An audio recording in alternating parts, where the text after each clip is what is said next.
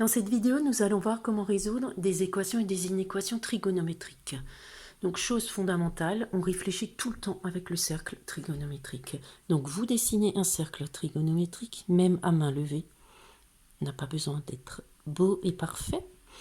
Alors, ensuite, j'ai cosinus x égale 1 demi. Donc, ce 1 demi, où est-ce que je vais le mettre sur le dessin? Eh bien, je vais le mettre sur l'axe des cosinus, c'est-à-dire l'axe horizontal.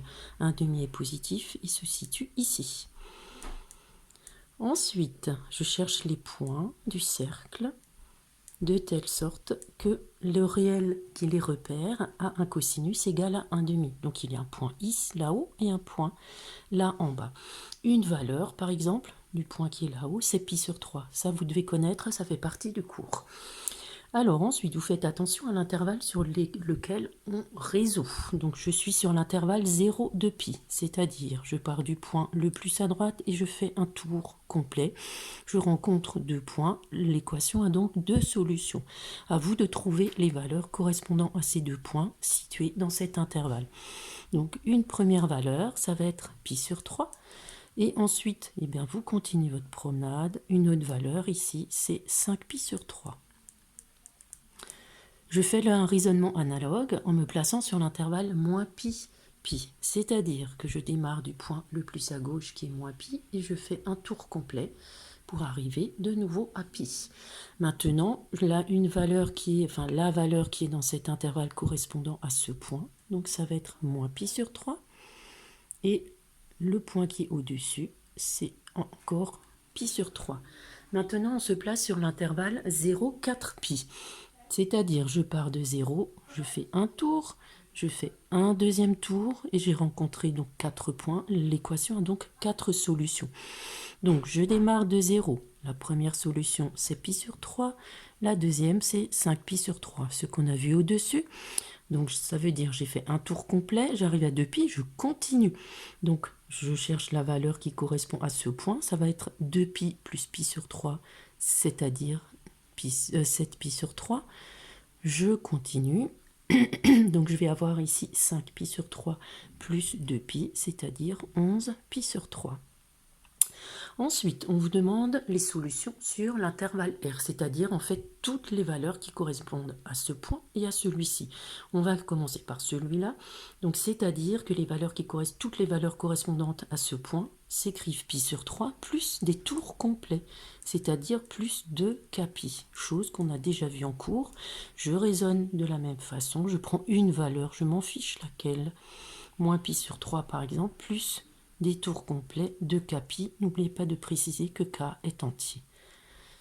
Ensuite, deuxième exemple, on veut résoudre l'inéquation cos x strictement supérieure à 1 demi. Vous raisonnez de la même façon. Toujours se poser la question, où est-ce que je place ce nombre? L'inégalité avec le cosinus, donc je place ce nombre sur l'axe des cosinus, il est positif, il est donc ici.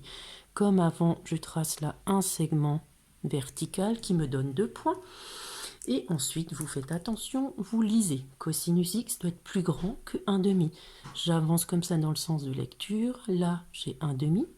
Plus grand que 1 demi, c'est cette partie-là. Et donc, les points correspondant sur le cercle, ça va être là, ce petit arc de cercle qui est à droite. Et ensuite, je réfléchis, je fais attention donc à l'intervalle sur lequel je me suis placée, donc 0, 2 pi. Et donc, je prends les intervalles correspondant aux parties rouges. Donc, quand je pars de 0 et que je vais jusqu'à 2 pi, je vais avoir un intervalle là et un intervalle ici. Donc, le premier intervalle, il va s'écrire 0 pi sur 3 avec ce qu'on a vu avant. Je vais inclure 0 parce que le cosinus de 0, c'est 1 qui est strictement plus grand que 1 demi. Par contre, j'exclus pi sur 3 parce que le cosinus de pi sur 3 est égal à 1 demi, mais là c'est une inégalité stricte. Donc quand c'est égal, je ne prends pas. Et je raisonne de la même façon. J'exclus 5 pi sur 3. Par contre, je prends 2 pi. Troisième exemple, résoudre sinus x inférieur ou égal à racine de 2 sur 2. Donc, je place racine de 2 sur 2 sur l'axe des sinus, c'est-à-dire l'axe vertical. Il est positif, donc il est quelque part ici. Racine de 2 sur 2. Ensuite, je trace cette fois-ci un segment horizontal, j'obtiens 2 points. Je fais attention à l'inégalité, au sens de l'inégalité. Donc j'ai sinus x plus petit que racine de 2. Ça veut dire que je vais prendre comme solution donc les valeurs de sinus plus petites, c'est-à-dire en dessous, et ça correspond à cet arc de cercle là. Alors ensuite, vous faites attention à l'intervalle sur lequel on résout. 0, 2 pi. Donc là encore, j'ai deux intervalles. Un intervalle ici et puis un grand intervalle là. Donc le sinus est racine de 2 sur 2. Ici, je vais avoir pi sur 4 que je vais inclure parce que le sinus de pi sur 4... Pardon, donc Alors, je me suis trompée. Alors, ce premier intervalle, donc ici, je démarre de 0 jusqu'à pi sur 4. Donc là, j'ai 0, pi sur 4. Pi sur 4, je l'inclus, puisque le sinus est égal à racine de 2 sur 2, union. Je recommence là. Donc j'ai 3 pi sur 4 jusqu'à 2 pi. Sur l'intervalle moins pi, c'est-à-dire je démarre là, donc j'ai un premier intervalle, jusque là, j'ai un autre petit intervalle. Donc je démarre à moins pi. Donc je démarre là, jusque là où je suis à pi sur 4. Union, je veux le petit bout qui est là. C'est donc 3 pi sur 4. Pi. Alors ensuite, je veux résoudre l'inéquation 0 inférieure strictement à moins 2x moins 1. Première chose, il faut isoler sinus x. Donc vous regardez comment est construite cette inégalité. Je vais d'abord me débarrasser de moins 1 en faisant plus 1 à gauche à droite. Le sens ne change pas parce que je fais une addition. Et ensuite, pour isoler donc sinus x, je vais me débarrasser de ce moins 2, c'est-à-dire diviser de chaque côté par moins 2. Comme je divise par un nombre négatif, je pense à changer le sens de l'inégalité. Et ensuite, vous réfléchissez comme on a fait au-dessus. Donc là, je vais avoir moins 1 demi que je place sur l'axe des sinus, c'est-à-dire l'axe vertical. Moins 1 demi est négatif. Voilà. Donc j'obtiens ici 2 points. Alors par exemple, une valeur correspondante à ce point, c'est moins pi sur 6. Ça peut aussi être 11 pi sur 6 quand je tourne dans le sens positif. Et donc, comme maintenant vous savez, je fais attention à l'intervalle. Donc 0, alors non, je suis allée trop vite. Donc je veux moins 1 demi qui est plus grand que sinus x, c'est-à-dire moins 1 demi plus grand que sinus x, c'est-à-dire que les valeurs de sinus, ça va être celles qui sont plus petites. Et donc ça correspond au petit arc de cercle qui est là en dessous. Donc maintenant, on fait attention à l'intervalle sur lequel on réfléchit, c'est-à-dire 0 de pi. C'est-à-dire je pars de là, je fais un tour complet. Il n'y aura qu'un intervalle. Et le nombre correspondant à ce point, ça va être 7 pi sur 6 que j'exclus, parce que l'inégalité est stricte, jusqu'à 11 pi sur 6 que j'exclus aussi, parce que l'inégalité est stricte. Quand je suis sur l'intervalle moins pi, ici la valeur, ça va être moins 5 pi sur 6, jusqu'à un nombre correspondant ici, moins pi sur 6, que j'exclus pour les mêmes raisons qu'avant. Ensuite, on veut résoudre sinus x égale 0 sur l'intervalle 0, 2 pi. Donc je raisonne toujours avec le cercle.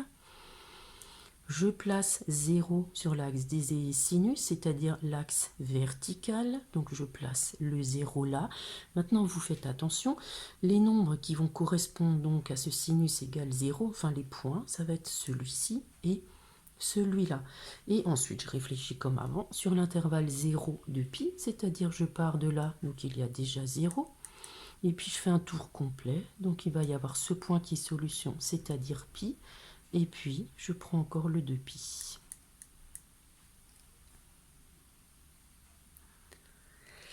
Alors, ensuite, on veut résoudre l'équation cosinus x égale moins 1,5.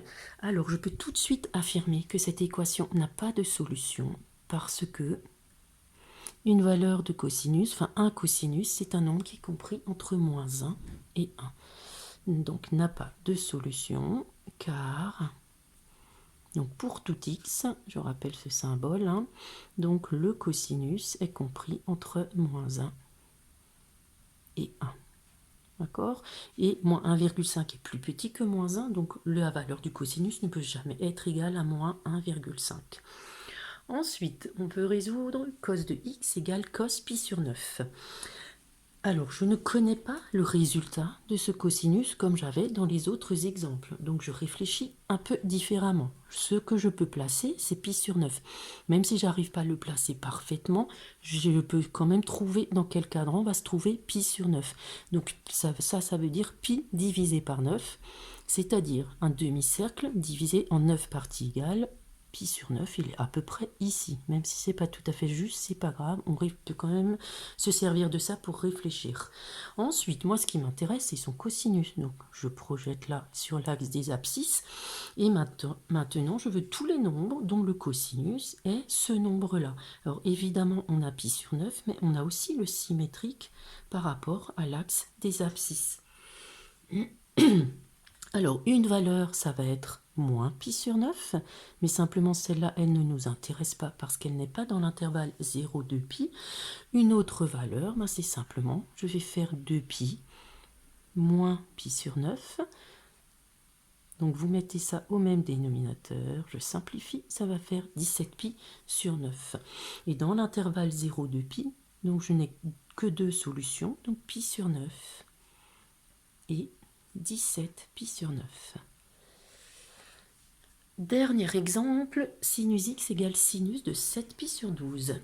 C'est le même raisonnement qu'avant. Je ne connais pas le résultat du sinus, par contre, je sais placer ce nombre-là. Donc ce nombre, ça veut dire je prends pi, c'est-à-dire un demi-cercle que je divise en 12 parties égales et j'en prends 7. Alors la moitié, c'est 6 pi sur 12, donc 7 pi sur 12, il est à peu près là. Maintenant, je m'intéresse à son sinus, c'est-à-dire l'ordonnée de ce point. Et je veux donc tous les nombres, ou déjà tous les points du cercle, dont l'ordonnée est ce nombre-là. Donc il y a déjà le point là correspondant à 7 pi sur 12, et il y a le point qui est symétrique par rapport à ce point correspondant à 7 pi sur 12 par rapport à l'axe des ordonnées. Alors maintenant, ce qu'il faut, c'est trouver une valeur correspondante à ce point. Alors comment est-ce qu'on peut réfléchir? Donc je sais que du point I jusqu'à donc ce premier point, j'ai 7 pi sur 12. Pour arriver ici jusqu'à pi, c'est-à-dire 12 pi sur 12, il me faut 5 pi sur 12. Et par symétrie, donc là, je vais avoir 5 pi sur 12. Ensuite, donc je réfléchis sur l'intervalle moins pi, pi. Donc je pars de là. Il y a deux solutions et c'est 5 pi sur 12 qui est bien dans cet intervalle et 7 pi sur 12. Voilà.